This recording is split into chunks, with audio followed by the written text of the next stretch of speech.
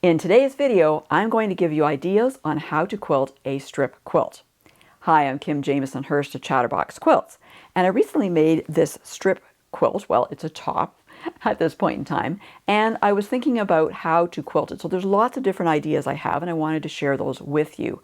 And one of the things you can do, and the easiest thing probably, or the quickest thing you can do, is to do an edge-to-edge design. So you just ignore the seams in the quilt and you just go all across it with one or maybe more edge-to-edge designs. So you could do things like continuous loops going all the way across. And if you do that, you can change the size of the loops, make them bigger or smaller. And the bigger you make the loops, the quicker you will quilt the quilt, right? You might want to do something like one of my favorites, is this E's and threes design, which gives it kind of a filigree look. There's also, flower swirls, that type of thing. And again, that's a good design that you can make in any size you want. So you can make some really big flowers across this quilt and get it done very quickly. If you want to practice different free motion quilting designs, a strip quilt is the perfect way to do it, because you could do a different design in each strip that's on the quilt. So maybe you do loops again. You could do loops again in one of them if you wanted to. Ribbon candy, wishbone. You could do continuous kind of C's. They look like little waves. You could do joined continuous rectangles or squares. The possibilities are endless.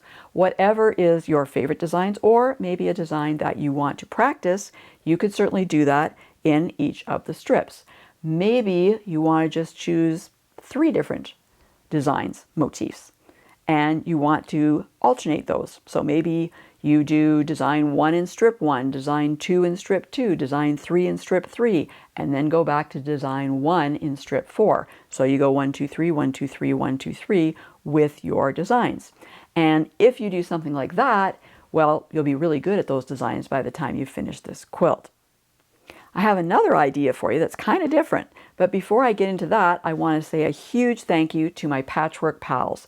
Those are quilters who are in my Patchwork Pals YouTube membership, and they pay a small monthly subscription to get a whole bunch of perks, and they help to support the Chatterbox Quilts YouTube channel. So if you're interested in becoming a Patchwork Pal, just click on the join button below any of my videos. You'll get all the details. You could even join us today. Another option you could do on this quilt is to divide it into blocks. So decide on the size of blocks you want. They could be all the same size, or you might even want to have ones that are different sizes if you want a more asymmetrical look. And build those blocks by stitching 2 double lines, about 1/4 inch, maybe a 1/2 inch at the most apart. So that creates a frame for each block. Then you can put in whatever designs you want inside each of the blocks.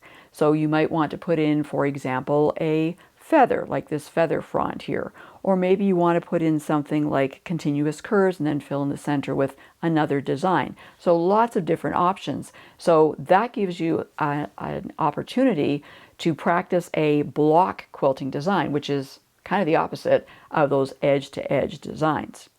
So those are some of the ideas for how you can quilt this type of a quilt.